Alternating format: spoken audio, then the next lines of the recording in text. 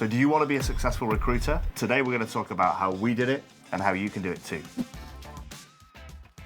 So what do you think are real core skills that you need to make that money? You need to have that really good work ethic because that's how you're going to stand out from the crowd initially. You have to be very disciplined. You cannot just work hard for 1 week or 1 month. You have to do it over a very long period of time. I agree. I think hard work, discipline, you've got to be motivated by something strongly. Doesn't matter if it's money or not, actually. You've got to have that motivation. And I think the icing on the cake is if you've got a degree of emotional intelligence because you deal with a lot of different people and you're gonna have to be able to interact, sell to, persuade. Emotional intelligence is also really important if you go down the management route, and you decide to actually start to manage people. I got into management in my 2nd year of recruitment, so pretty quick. I think you did something similar, right? Yeah, so not everybody's willing to work on those skills because of course it's easier to have a chatbot sending out 1,000 messages than actually picking up the phone and making those 1,000 calls and working on those little skills that you have to improve on every single call.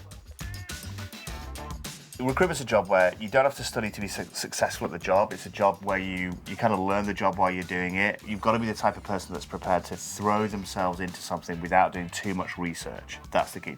If you're the kind of person who you need to research everything in real detail before you act, you're probably not going to be a good recruiter. So I think that's the first part. But I do think there's an element of study around the specific area that you're involved in.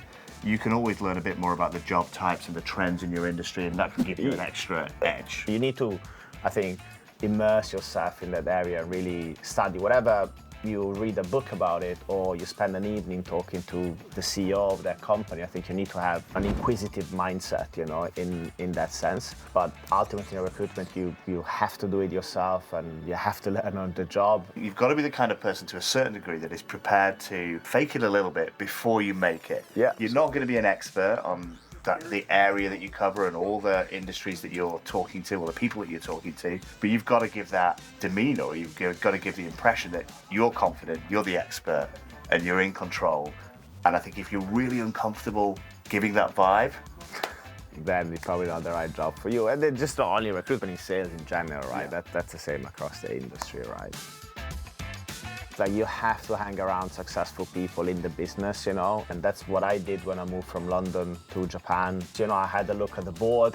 Luckily, in my company, there was a list of people. I look at the top 5 and say, okay, these guys are going to be my friends from now on. So don't be afraid of the top billers and the most successful people. I think you are, to a certain degree, a reflection of the people that you hang around with and are in your circle, right? So don't be shy. Those people that are really killing it in the business, make friends with them. The best people in the business are also the more likely to share with you because they have that abundance mindset.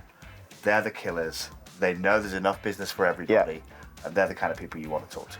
I think most of the time people are kind of afraid of the top biller, but honestly, like top billers, most owners or director of the business, if you ask them a question, if you invite them for lunch, they will be very welcoming, I think, and share their knowledge with you. It's just that, again, you have to have the confidence and the bravado to actually start to hang out with those guys, and girls, of course. And Matt, what's the funniest job you ever recruited for?